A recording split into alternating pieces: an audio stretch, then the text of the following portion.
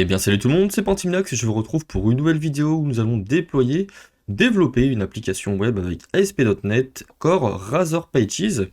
Donc l'objectif ça va être de créer une petite appli web où on va gérer des fruits. On va créer des fruits, on va pouvoir les modifier, voir la liste, les supprimer, on va faire tout ce qui est CRUD, donc Create, Read, Update, Delete, autour de nos fruits. Alors, je vous montre ce que l'on va développer. Donc le but c'est que par la pratique vous puissiez, vous soyez capable de développer une application avec Entity Framework aussi Core et .NET 6, et de voir comment fonctionne ASP.NET avec quelques méthodes de base, mais qui sont nécessaires si vous voulez avancer. Donc ici on a la liste des fruits, on a aussi une fonction de recherche, par exemple si je veux uniquement mon ananas, je la recherche comme ceci, je peux annuler ma recherche. On peut se rendre dans les détails voilà, du fruit. On a des fruits qui peuvent avoir du coup une image ou non. Et on a la connexion, alors qui est générée automatiquement avec C# et une librairie d'Entity Framework. Alors admin@gmail.com, on va se mettre le mot de passe, tac. Et du coup, lorsque l'on est connecté, on a accès à plus de fonctionnalités comme la création ou la suppression. On peut du coup supprimer par exemple le petit brouillon ici en bas. Une erreur est survenue d'ailleurs lors d'un de suppression. Ce sont des choses qui arrivent. On peut modifier un élément. Par exemple, ici, je peux rendre ma banane à un prix de 2,99 €. Et du coup, on a la possibilité d'ajouter un fruit. Test. Hop. Alors, effectivement, il faut au moins 10 caractères. Et voilà, on a du coup ici mon objet qui a été ajouté, mon fruit. Ce que je vous propose maintenant, c'est de créer un projet. Alors moi, je suis sous Visual Studio 2022. Vous pouvez utiliser ce que vous voulez pour créer un projet de type ASP.NET Core. Et donc, on va l'appeler myFruits. Suivant. .NET 6.0, configurer page HTTPS. Il nous faut un type d'authentification à compte individuel pour nous gérer l'authentification, l'inscription et la connexion du coup. Alors, on va voir du coup un projet avec déjà une structure de données ici sur la droite. Donc dans l'explorateur de solutions, on a plusieurs choses. Alors Connected Services, on va pas avoir de cloud ici. On a les dépendances avec le framework utilisé, .NET Core. Les différents packages qui sont déjà installés. Alors, on en a plusieurs d'installés. ASP.NET Core Identity, Identity UI, qui sont les packages qui permettent de générer le modèle de connexion et d'inscription. Entity Framework Core qui va nous permettre bien, de générer notre base de données et d'exécuter des requêtes avec une facilité surprenante. On a un fichier appsettings.json qui lui va comporter des informations, des constantes en fait pour notre application. Avec notamment ici, vous voyez, le nom de la base de données, la chaîne de connexion. D'ailleurs, notre base de données, nous, elle a un nom bien pourri, donc on va la renommer.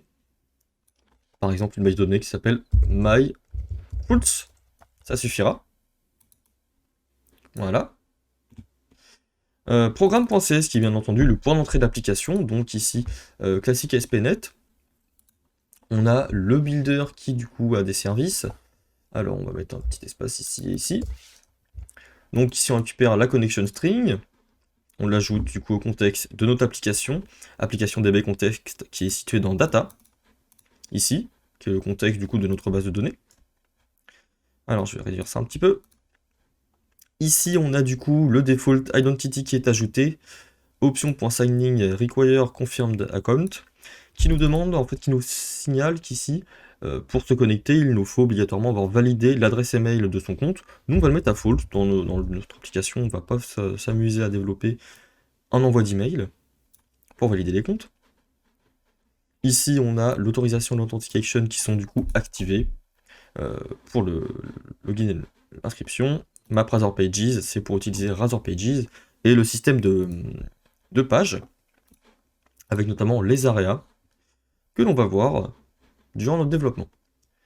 Donc la première chose que je vous propose de faire, c'est de créer un nouveau dossier, que l'on va appeler Models, et dedans on va y ranger nos modèles donc, pour notre base de données. on va créer une nouvelle classe qui sera un fruit, la classe fruit, et enfin la classe image.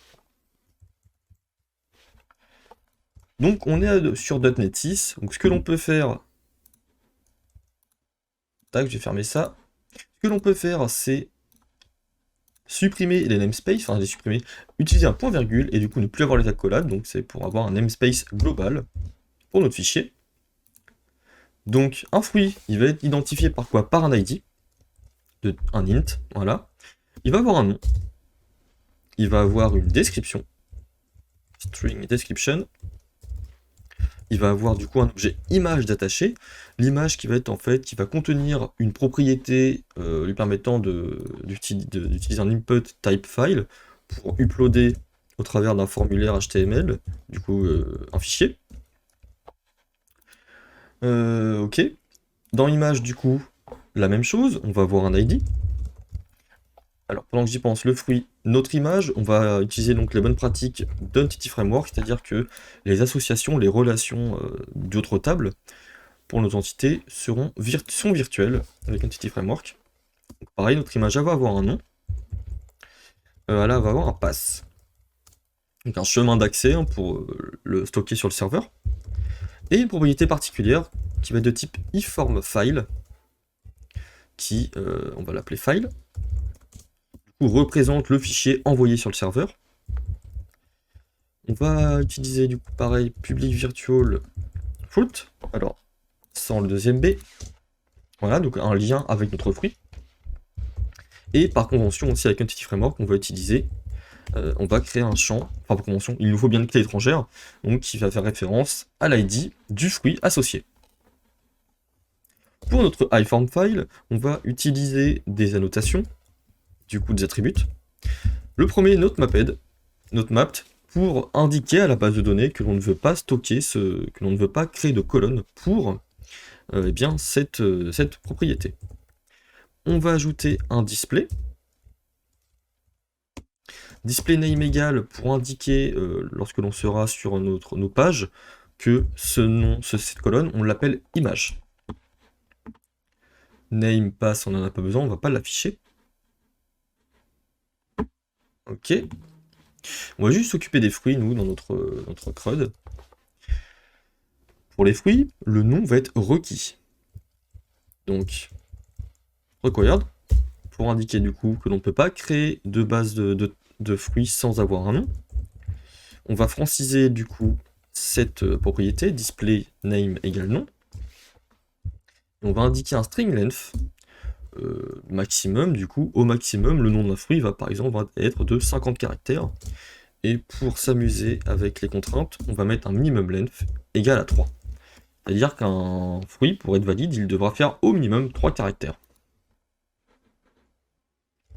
La description n'est pas obligatoire. On va pouvoir mettre un point d'interrogation ici, pour indiquer que la description est nullable. Pour le prix, on va avoir quelques petites choses à mettre. Pareil, required. Le prix va être obligatoire.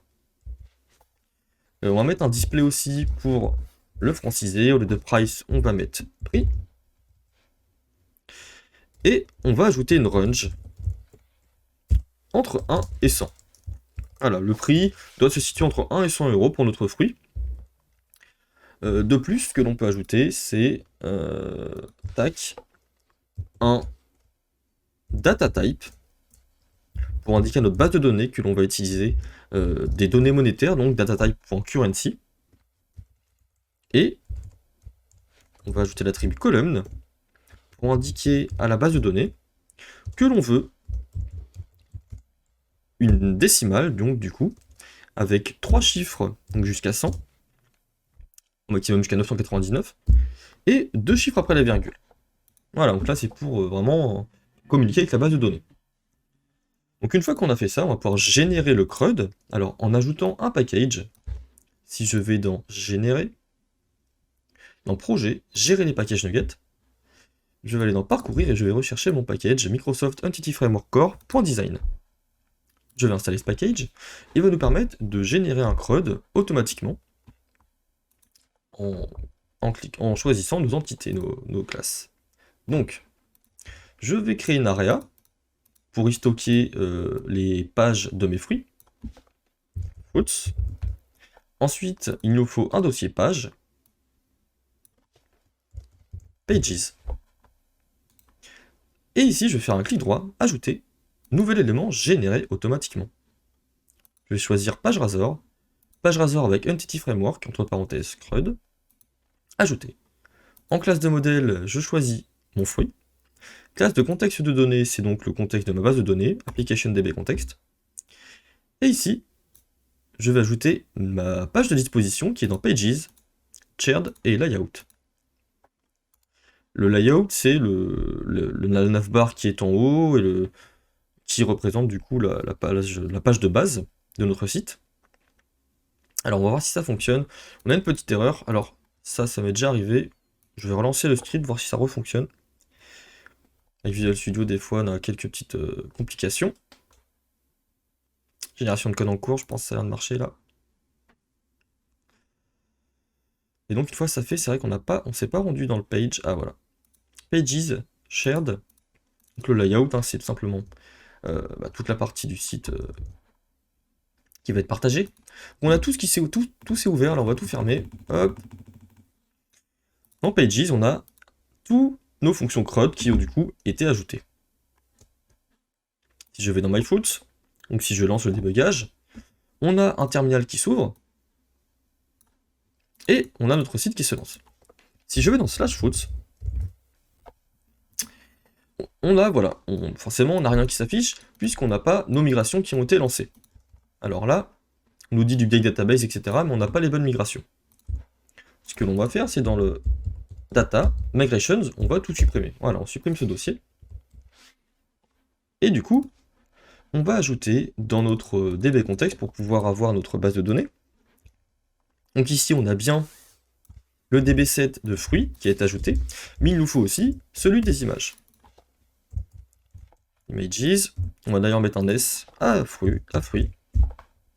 Voilà. Oui, on pourrait mettre un S ou pas, bon moi je préfère ici, mais c'est pas obligatoire. Donc ici on indique en C2 propriété, on indique à notre contexte que l'on veut deux tables qui vont représenter nos deux objets ici.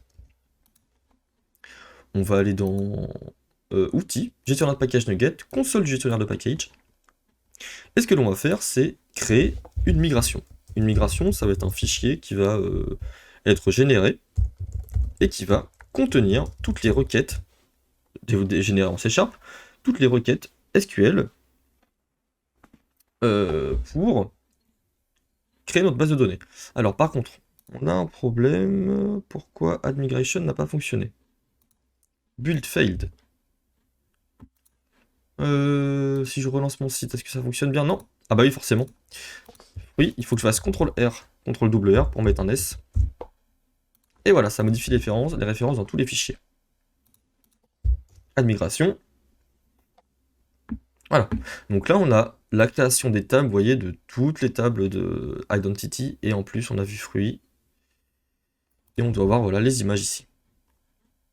Donc maintenant, on utilise update database. Et là, ça va travailler. Allez hop, ça développe, ça génère toutes les requêtes SQL. Voilà. On va pouvoir récupérer dans l'explorateur d'objets SQL Server, normalement, notre base de données, MyFruits, que l'on a nommé avec notre chaîne de connexion juste ici dans App Settings. Et on va voir les tables. Voilà. Table fruits, table images. Fichier les données. Donc c'est parfait. On a exactement ce qu'il nous faut. Donc ça, on peut le mettre ici pour avoir toujours une vue sur les données. On va pouvoir lancer l'application. Alors si je vais dans /fruits, voilà, on se retrouve ici. Alors on n'a pas le bouton Create New parce qu'on n'a pas spécifié l'ASP Area. Si je me rends sur Visual Studio, que je vais dans Areas, Fruits, Index, le Create New ici, vous voyez, on va pouvoir spécifier ASP Area. Alors non, effectivement, c'est pas ça le problème. C'est en fait, il nous faut aller dans View Import et inclure ceci. En fait, ceci, on va le copier on va le coller dans Pages. Et on va faire pareil. Pour View Start, puisque le layout, vous voyez, il est explicitement indiqué dans toutes mes pages. Or, avec un fichier View Start, on peut spécifier le layout, et ça va s'appliquer à toutes les pages du coup de mon dossier. View Start, je le copie-colle, et on supprime cette ligne.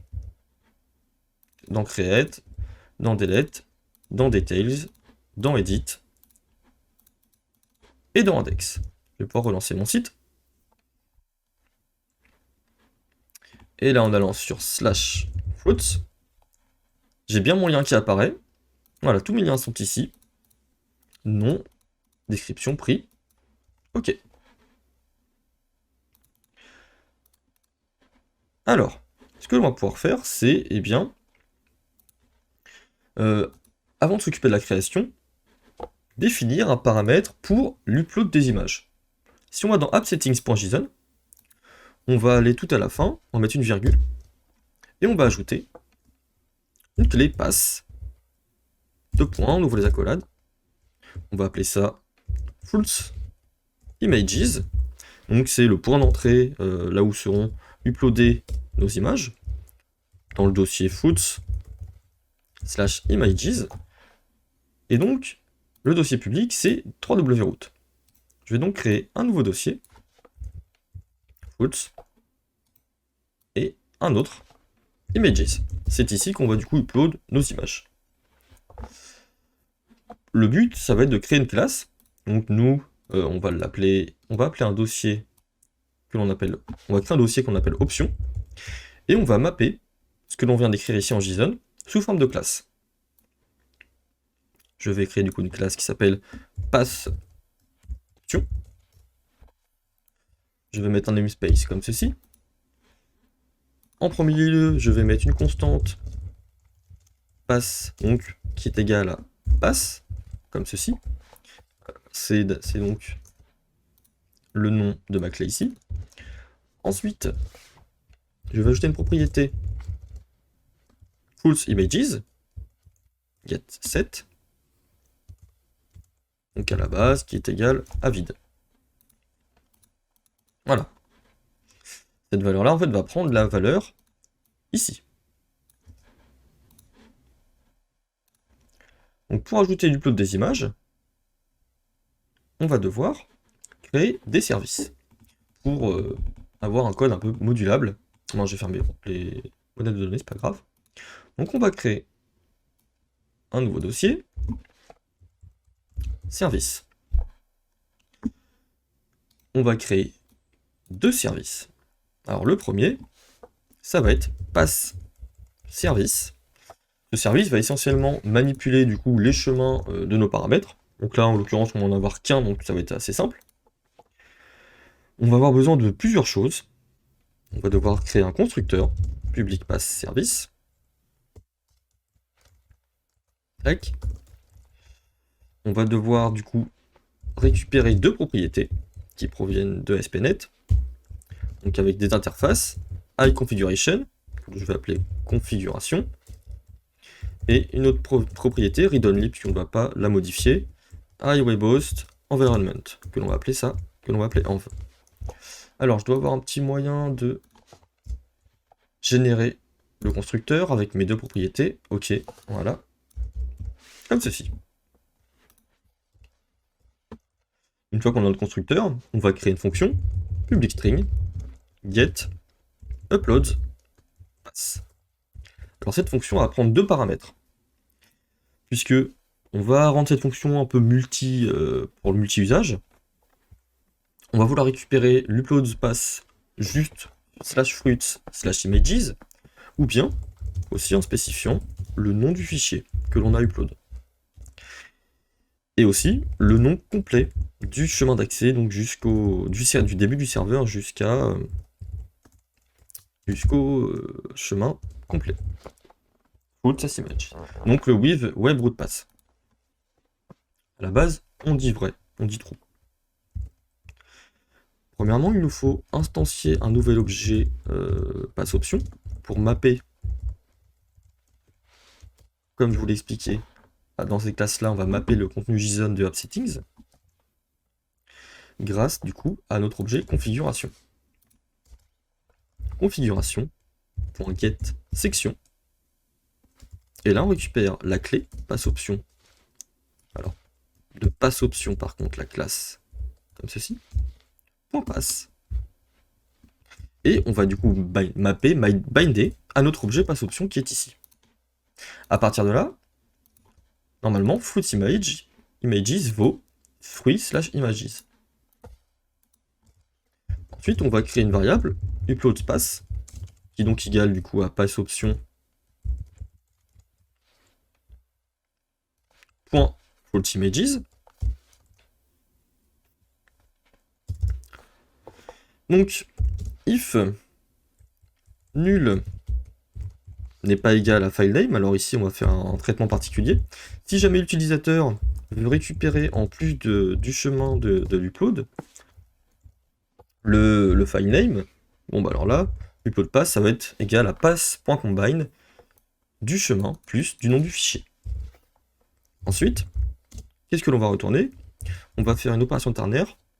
Si jamais with webpass est égal à true, alors on return pass.combine de env.webpass plus notre upload pass. Sinon, on retourne l'upload pass tout seul. Voilà. Donc je vois ici qu'on a oublié un petit point d'interrogation pour rendre la valeur nullable. Voilà. Donc on a fait le pass option, ok. Donc ce que l'on va faire, c'est que dans notre create, on va aller rajouter une propriété, puisqu'on n'a pas la propriété de l'image. Donc du coup, ce que l'on va faire, c'est espacer un petit peu ça, l'aérer. Hop. Hop. En dessous, description. On va copier ceci. Hop. On va utiliser foot.image.file.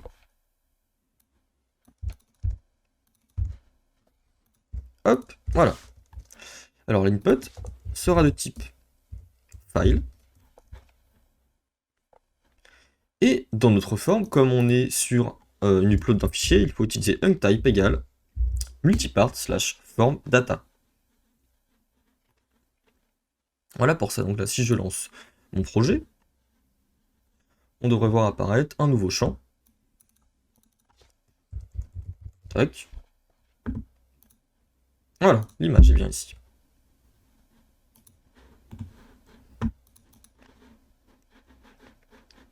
Alors là, pour éviter la duplication de code, puisqu'on a ce code-là ici, on l'a aussi dans Edit. Ce que l'on va faire, c'est aller du coup dans Pages, Shared, et créer un nouveau dossier que l'on va appeler Editor Template, donc comme la nomenclature de Razor. Et on va ajouter un nouveau composant Razor qui va être une vue vide avec fruit.chtml. Ici, en fait, on va définir notre formulaire. Alors, juste les propriétés de notre formulaire. Donc, je vais copier ceci. Hop. CTRL-KD. Ici, il va falloir spécifier un modèle avec arrobase, modèle. Notre modèle, ça va être quoi? Ça va être myfoot. Arrobase modèle, pardon, avec un M minuscule. .models.fruit. Du coup, on n'a plus besoin de spécifier ici le fruit. Name, description, image.file. Voilà. Voilà. Une fois que l'on a ça, on retourne dans notre create.chtml, on va pouvoir supprimer ceci. Et ici, dans notre forme, on va pouvoir rendre un partial. Alors, comme ceci par contre, voilà. Name égale, et là ici c'est en fait le chemin d'accès. Alors le chemin d'accès jusqu'à notre editor template, c'est celui-ci, le chemin absolu. Voilà. Il faut aussi passer le modèle. Donc le modèle courant ici, c'est modèle.fruit sur notre page. Je vais pouvoir utiliser ceci dans notre vue edit.chtml. On va supprimer pareil tout ce qui se situe dans le formulaire. Tac. Ok. Voilà. Avec le modèle.fruit. Et là, si je lance mon site, /fruits, ok, je vais dans Create New, on a bien toujours la création du formulaire qui fonctionne. Alors, on va peut-être pouvoir mettre une petite margine ici. Hop. Est-ce qu'on a btn save, value save? Ah oui, je suis dans Edit. Dans Create. MT2. Voilà, comme ça on a une petite marge, un peu plus beau. Au niveau du bouton, c'est pareil. Retour à la liste. On va utiliser un petit bouton. Classe égale btn success par exemple. Mais pas dans une div. Comme ça, on va le mettre au même endroit. Est-ce que ça va fonctionner convenablement? Normalement oui. /fruits, /create. Voilà, comme ça. Pareil, au lieu d'écrire create, on peut mettre créer. Et retour à la liste. En bon français. Donc maintenant, ce que l'on va faire, si l'on se rend sur la création d'un fruit, donc on va tenter d'en créer un. Bon, d'abord, on va modifier notre layout, parce que là, on s'emmerde à taper dans l'URL à chaque fois. On va aller d'ailleurs sur Get Bootstrap. On va aller sur les navbars. Et on va chercher Dropdown. Ok, ici. Parfait. Hop. Après Home. CTRL-KD. On va juste avoir besoin ici donc de deux actions. Liste. Et créer. Et on va l'appeler ici fruit. Le href, on va pas le mettre. On va utiliser ASP-area égale fruits. J'ai bien mis fruit avec un S, oui. Et ASP. ASP comment déjà? Action. ASP page égale index. On va faire la même chose en dessous, mais cette fois avec l'action la page create. On enregistre. Si je retourne sur mon petit site, j'ai bien envoyé fruit. Alors, il nous faut par contre un texte dark sur celui-ci. Que ça soit la même chose, voilà. Liste, créer. Voilà, on arrive bien au bon endroit, c'est parfait. Donc là, si je fais test, là, on nous dit que l'image field is required aussi. D'ailleurs, pourquoi il est required?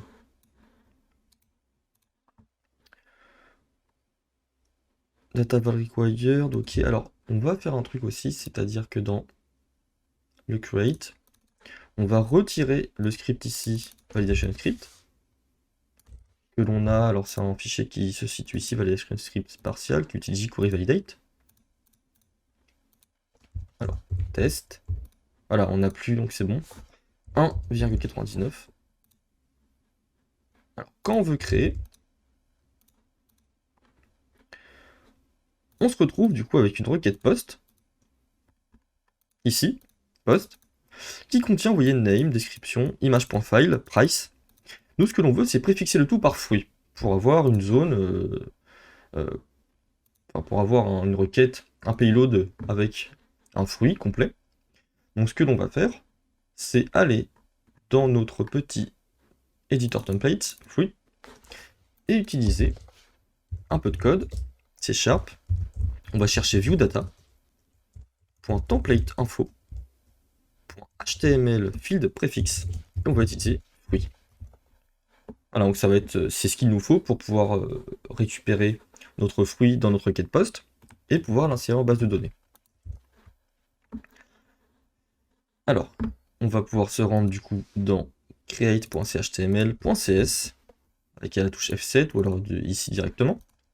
Ce que l'on va faire, c'est supprimer tous nos trucs ici là. Alors d'ailleurs, il va falloir le importer. Contexte, moi je vais le renommer CTX. Donc le CTRL R. Pareil ici. Voilà. Ça, on s'en fiche.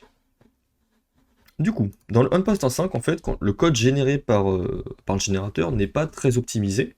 Donc ce que l'on fait ici, donc premièrement, notre fruit ici, si on regarde bien, il n'a pas la décimale. Alors, je l'ai peut-être même pas encore défini. Si je vais dans mon modèle, oui, moi je veux que mon prix de base soit égal à la décimale en 1. Voilà. Si je vais sur mon site, créer, vous voyez, le prix 1 n'apparaît pas. Pourquoi? Parce que ici, on n'a pas de fruit. Le fruit est normalement bindé à la requête, mais là on ne l'a pas. Créer de fruits dès le chargement de la page. Donc là on va faire un new sur une propriété, et on va voir, vous voyez, un objet instancié, comme il faut. Donc là, le onPostAsync, c'est ce qui est appelé au moment où on clique sur le bouton créer, au moment où on clique sur le submit d'un formulaire. Donc ça, on va pas le prendre en compte. On va créer un empty fruit qui égale new fruit. Ce que l'on va faire, c'est utiliser une condition if await try update model sync d'empty fruit. On passe ensuite le nom de l'instance du coup du formulaire. Donc ici il s'agit de fruit, c'est ce que l'on a mis dans dans le HTML field préfixe. Donc il est insensible à la casse, donc on peut mettre fruit FRUIT ou fruit comme ceci, ça fonctionnera. Et enfin en fait on peut passer des paramètres lambda comme ceci. On passe nos propriétés qui peuvent être mises à jour en fait. Si une autre propriété est modifiée, par exemple l'ID du fruit, cela ne sera pas pris en compte par la base de données et la requête sera rejetée. Ici, on passe uniquement les propriétés qui peuvent possiblement être mises à jour. Donc le nom, la description et le prix. L'image, en fait, on va la traiter autrement. Si jamais tout ceci se passe bien, alors ça, on le récupère, on le met ici. Dans le cas contraire, on return la même page. Donc la fonction page qui permet de retourner la page modèle courante.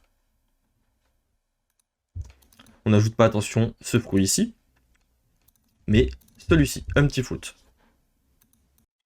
Donc là, ce qui va se passer, c'est lorsque l'on va recevoir les données du formulaire, si tout se passe bien, on ajoute au contexte, donc le contexte, c'est le db7 de l'application dbContext, notre fruit que l'on vient de créer, et la méthode saveChangesSync va envoyer la requête d'insertion à la base de données, et sauvegarder, du coup, notre fruit. Alors on va créer test, créer. Qu'est-ce qui se passe ici? On va pouvoir mettre un point d'arrêt pour regarder. Alors on a bien un fruit vide, un petit fruit qui est égal ici à rien. Alors, ici, il n'y arrive pas. Il n'arrive pas du coup à le créer. Peut-être que le problème vient du fait que l'image n'a pas été intégrée. Puisqu'on n'a pas défini en tant que propriété nullable. Donc ce que l'on va faire, c'est qu'on va intégrer l'image. Pour cela, on va avoir besoin de développer l'image service. Alors, image service, dans le dossier services, qu'est-ce qu'il va prendre en paramètre? Le service que l'on a développé, private read only, pass service. Donc là, on va générer le constructeur, alt entrée, générer le constructeur, pass service, voilà. Ce que l'on va faire, c'est une fonction asynchrone, donc qui va retourner une image, task de image. Hop, using myfruits.models, on n'oublie pas. On va l'appeler upload sync. Image. On prend en paramètre du coup une image. On va chercher le chemin d'upload. Upload pass égale passService.getUploadPass, tout simplement. Ce que l'on va faire, c'est qu'on va créer une variable intermédiaire var image file égale image.file, puisqu'on va faire plusieurs appels. Ensuite, on va récupérer image file name, qui va être égal donc, à une fonction là, que l'on va développer, une fonction privée, private string get random file name, on la met privée parce qu'on ne va pas vouloir l'utiliser à l'extérieur de notre classe. Donc ça va tout simplement être return guide.newGuide, donc un unique ID, plus pass.getExtension. Alors, ici, c'est plutôt filename, nom d'un fichier. Donc, égale getRandomFileName de image file en filename. Voilà, on va avoir un nom unique généré. Image upload pass, ça va être égal à pass.combine. Voilà, ici, à partir de là, on a le chemin qui va servir à intégrer notre fichier uploadé sur notre serveur. On va utiliser un using, var fs pour filestream, égale new filestream. On passe en paramètre le chemin sur lequel on veut upload, et on utilise filemode.create. On va utiliser du coup await image file pour copy to async de fs. Ok, qu'est-ce qui se passe? On a un problème d'accolade.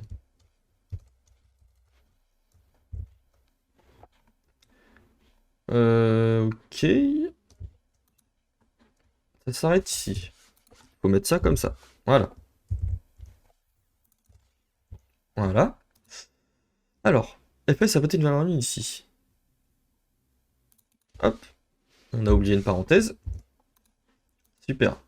Et par contre, voilà. Donc une fois que tout ça c'est fait, on va indiquer à l'image que l'on a passée en paramètre, image name égale image.filename. Ici, imagefile.filename. Et image.pass égale passService. Ce que l'on va enregistrer dans la base, c'est uniquement le chemin relatif vers notre image. Donc juste /fruit/image le nom unique généré. Image file name with webroot 2.false. Voilà. Et on return notre image. Donc à partir de là, on va pouvoir mettre en place la création de notre image. Tac. Donc avant ceci, si jamais nul n'est pas égal, alors ici on va utiliser float.image en fait pour pouvoir accéder au fichier uploadé depuis le formulaire. Donc si jamais il n'est pas nul, un petit float.image égale await. Alors là il faut intégrer notre image service, private read only, image service, image service ici. Tac. Donc image service dans le constructeur. Et voilà, on appelle ça du coup de l'injection de dépendance. Voilà. Pour que cela fonctionne, après il va falloir l'ajouter dans le programme.cs. Image service du coup .uploadSync de float.image. Programme.cs.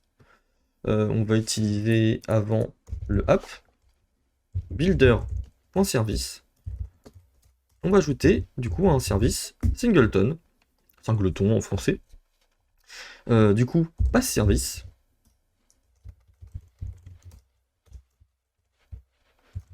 Et image service. Alors un singleton, ça va être le fait d'avoir une seule instance de notre service lorsqu'on va l'utiliser. On n'a pas besoin d'avoir multiples instances. Donc pour des raisons de performance, on utilise plutôt ceci. Voilà, maintenant on peut injecter correctement nos services. On va essayer de créer du coup notre fruit, voir si ça fonctionne. Sinon j'enquêterai. Alors, test.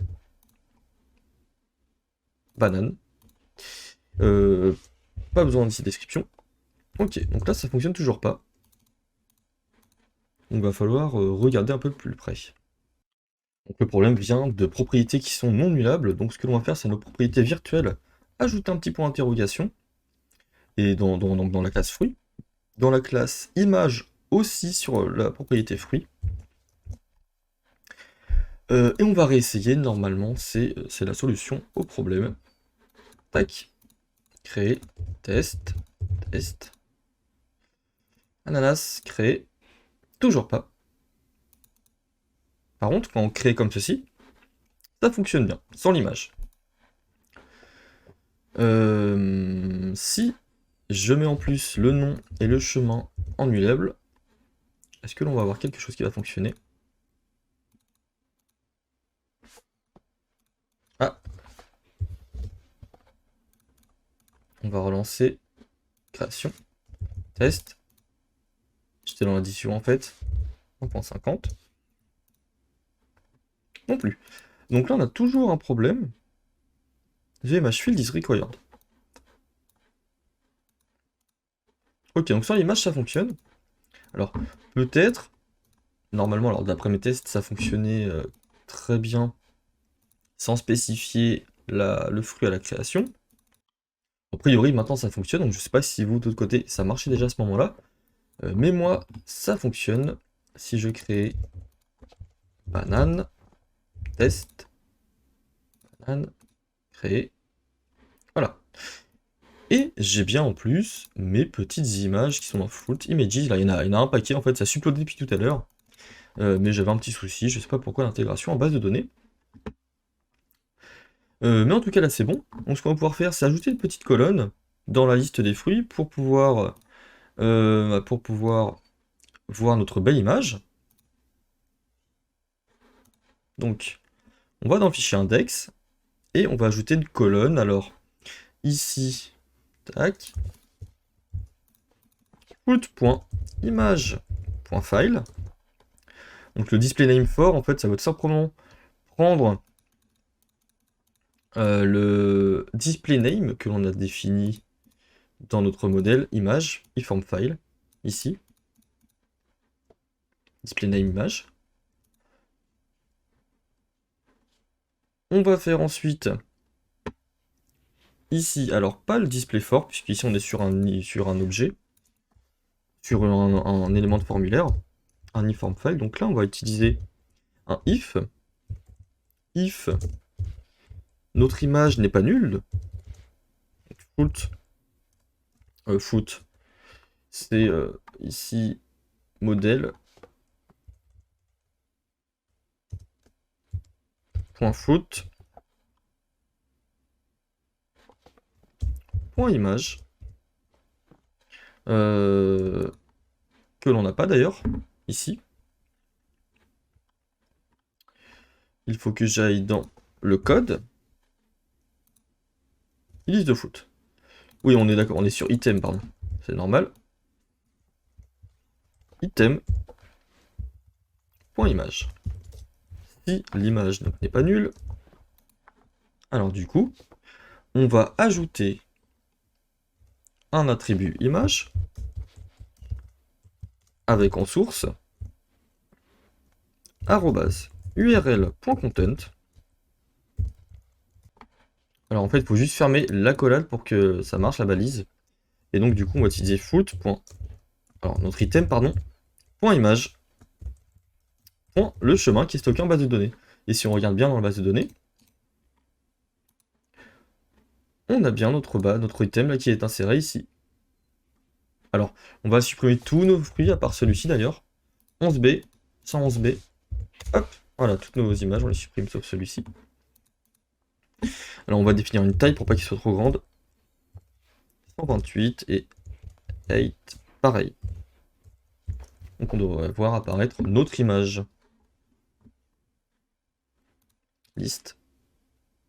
Image. Forcément, on va supprimer nos items. Ils ne doivent pas être liés à une image. Banane, créer. Est-ce que ça se fait bien? On a bien une image qui a été insérée. Afficher les données. UID 7, le 7. Par contre, il faut que l'on fasse effectivement dans notre index.html, ici, sur notre fruit, il faut que l'on ajoute, donc je vais renommer d'ailleurs, alors ça je vais l'enlever, ça aussi, je vais renommer en CTX, hop, on enlève les using inutiles. Du coup ici, mon fruit, on va l'utiliser, alors comme ceci, point include, et en fait ici on utilise include pour ajouter des relations entre les tables. Donc on va ajouter image. On regarde du coup ce que ça donne. La requête qui va être exécutée. On obtient bien l'image. Et en fait, on a bien ici le left join d'image. Donc maintenant, pour la page d'édition, alors, liste. Si on se rend ici sur Edit, voilà ce que l'on a. Alors nous, on va mettre entre parenthèses s'il y a une image. Ici, on va l'afficher. Donc du coup, on va se rendre dans notre edit.html. On va recopier ce que l'on a fait dans l'index. Hop. Edit. Alors, il faut aller dans l'editor template. Foot. Dans l'image.file. Au-dessus du input, on va ajouter ceci. À la place de item, par contre, on va utiliser if image. If nul n'est pas égal à image. Tac. Alors ici, ça va peut-être modèle.image. Modèle.image.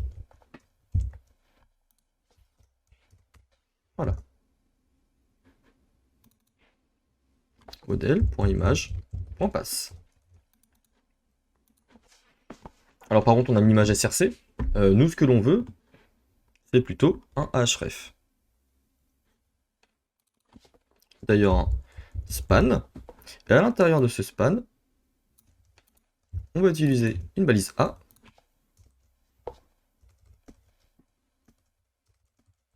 Hop. À l'intérieur, on va utiliser @modèle.image.name. Et du coup, le href, ça va être url content, modèle-image.pass, et un target, blank, pour du coup, là, ouvrir dans un nouvel onglet. On va tester ça tout de suite. Alors pareil, on va ajouter des petites parenthèses, avant le A et après le A. List, edit. Est-ce qu'on a intégré notre éditeur template? Effectivement, aussi dans notre edit, il faut que l'on aille include l'image, hein, toujours la même chose. Dans notre onGetAsync, donc là, lorsque l'on récupère le fruit, on va utiliser include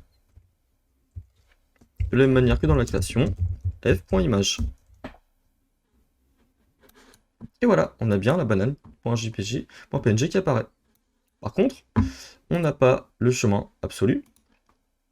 Donc il faut utiliser ici $accolade. Oui, en fait, j'ai complètement tout mélangé. C'est ici qu'il faut spécifier le $, le tilde, slash et les accolades. Voilà, ça va être beaucoup mieux. Donc là, on va voir notre lien qui va correctement se former. Liste, edit. Et voilà, c'est parfait. Donc là, si je mets test à la description, donc là, on a toujours un problème parce qu'on a le validation script ici, qui du coup ne sert à rien. Hop.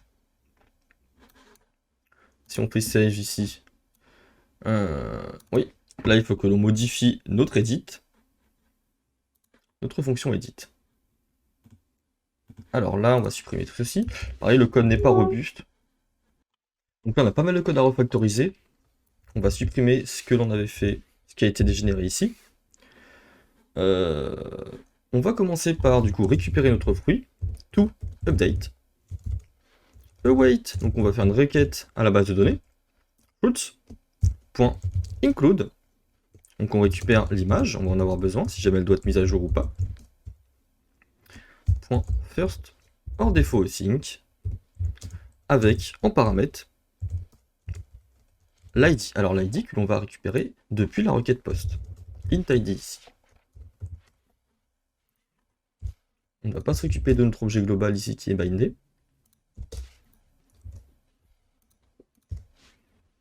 Égal ID. Donc si jamais notre fruit n'existe pas, on return un not found. Ça va nous retourner une erreur 404. On va récupérer uploaded image, qui par contre lui provient de l'objet bindé ici au formulaire. Si jamais notre uploaded image n'est pas égal à nul, ça veut dire que l'on a du coup une nouvelle image à mettre sur le serveur. Donc on va utiliser notre image service qu'il va falloir injecter. On va le supprimer. Private read only, image service, comme ceci. Hop, image service, image service.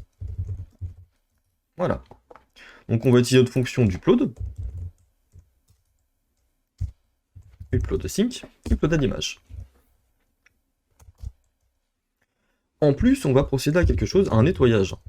Le but, c'est de faire ça proprement. Fruit to update.image n'est pas égal à nul, ça veut dire qu'en fait, le fruit que l'on est en train de mettre à jour disposait déjà d'une image.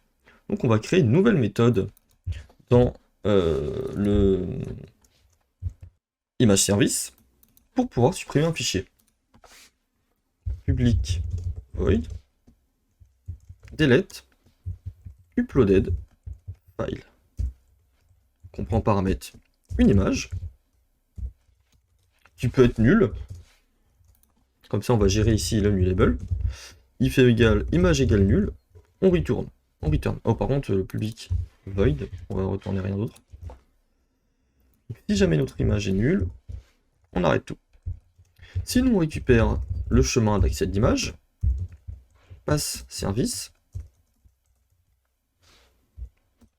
.get upload pass, de pass, .get file name, image, .pass.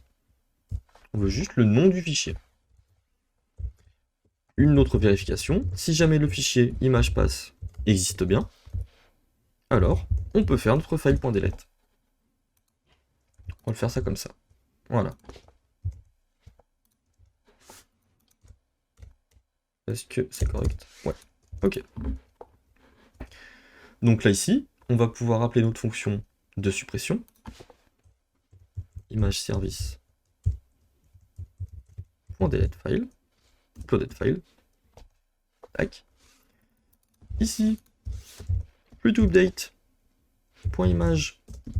.name. Va donc être égal à uploaded image.name. Et l'autre paramètre, le pass, va être égal à la nouvelle image qui a été uploadée. Dans le cas où il n'avait pas d'image auparavant, alors fruit to update .image va être égal bien simplement à l'upload d'image. Donc ceci, on va le supprimer. On va faire comme sur notre page create. On va récupérer ceci. If await try update model async. Hop. Alors ici, on n'utilise pas de add puisqu'on a déjà notre objet dans notre contexte. Fruit to update. On va simplement faire un save changes async et retourner à la page de l'index. Sinon, si ça ne se passe pas comme prévu, on return la page. On peut mettre ça comme ceci. Hein. Ok. Là aussi, on peut faire ça. Ce que l'on peut faire pour optimiser un peu notre code, c'est lors du getAsync, lors de la récupération donc, des données, utiliser le asNoTracking. Cela veut dire que lorsqu'on récupère du coup notre fruit du contexte, on spécifie que l'on ne veut pas suivre les changements. Donc aucun changement ne sera effectué durant cette requête. C'est le cas puisqu'on va juste afficher les données. Afficher les données. Si je veux la modifier, je choisis un ananas, the image field is required. Ok. On va vérifier du coup ce que l'on fait, c'est qu'il faut aller dans edit.chtml et forcément on a oublié d'ajouter le type sur notre formulaire edit multipart/form data. Donc à partir de là, on va pouvoir gérer enfin la modification. Edit. On veut cette fois-ci un ananas. On sauvegarde. Et on a toujours un problème. Est-ce qu'on a la requête qui s'effectue correctement? On a l'ananas qui a bien été uploadé finalement. Anan, save. Payload ID 7. Intéressant ça. Bon, finalement, après quelques instants de recherche, il s'agissait en fait d'un problème dans le fichier CSProj. Il faut supprimer, alors soit écrire disable ou supprimer le nullable. Et ensuite, du coup, lorsque l'on va relancer notre site, on va dans la liste des fruits. Si je clique sur modifier, banane, la sauvegarde s'effectue bien. Donc on va le supprimer, le delete fonctionne déjà. On va supprimer toutes les images. Et on va recommencer pour voir si on a bien les images qui se suppriment sans créer de doublons du coup. Donc là je crée une banane. Hop, je crée mon fruit. Je me retrouve bien avec une image. Si je clique sur Edit, que je change d'image, on en a bien une seule, l'autre a été supprimée, donc c'est parfait. Donc maintenant on va voir comment optimiser donc la page de suppression. Alors si je me rends du coup sur le code, de même je vais pouvoir enlever tout ceci, je vais renommer mon contexte en CTX. Et du coup, sur le onGet, ce que l'on va faire c'est du coup hop, utiliser le asNoTracking. Toujours pour la même manière. On n'a pas besoin de suivre les modifications sur la requête du get. Et ce que l'on va faire sur le post, du coup, avec l'ID, très bien. On va rechercher comme d'habitude, donc dans la base de données, le fruit à supprimer. À partir de notre contexte, fruits.include f.image .firstOrDefaultSync avec effectivement f.id égale id. Et donc si on n'a pas de fruit, alors on return une erreur 404.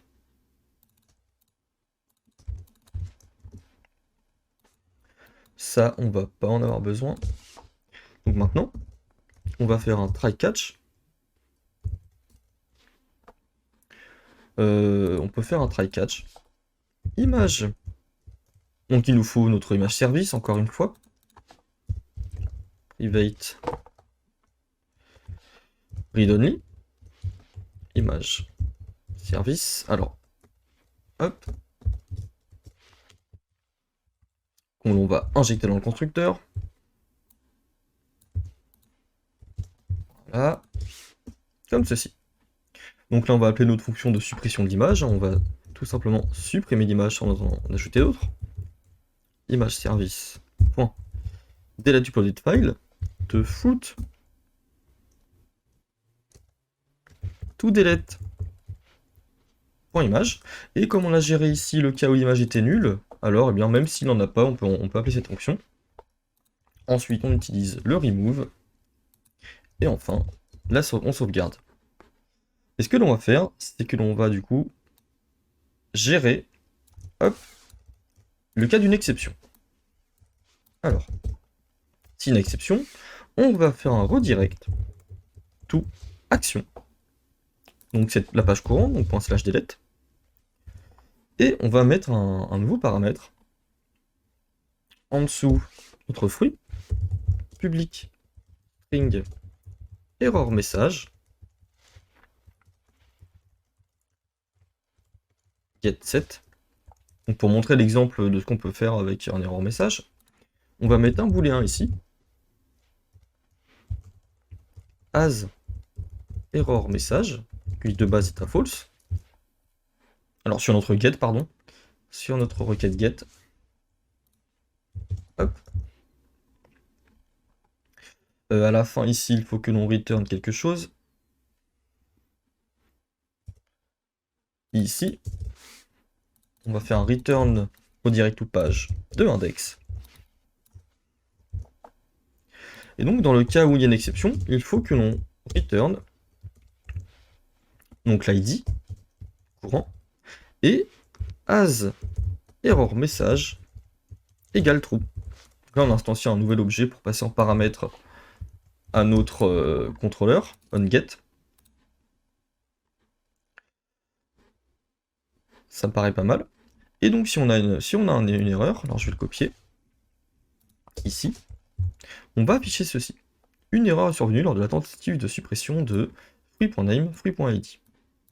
Donc ce que l'on va faire, c'est que l'on va faire throw new exception. Voilà, comme ceci, pour toujours avoir une erreur et voir si le message s'affiche bien. Alors j'ai bien ceci, delete, delete. Donc là on a bien as0 message égale true, il y a une action. Par contre, effectivement, on n'a pas eu le if. Alors getValue or default, hein, c'est pour nous dire si on va voir si on a la valeur true. On rentrera dedans. Il faut effectivement que l'on aille dans notre delete et que l'on mette un petit p ici par exemple, classe égale texte danger. Et ici, on va utiliser @model.error message.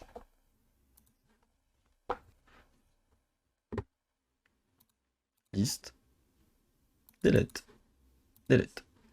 Une erreur survenue. Si j'enlève du coup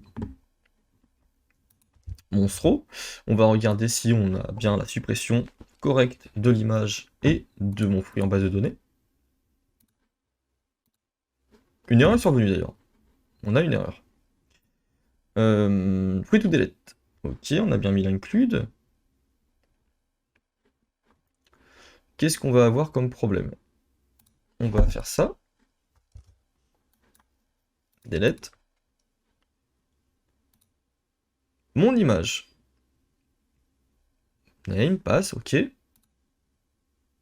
Cette expansion pour remove. Ah, forcément, on n'a pas supprimé le fruit to delete.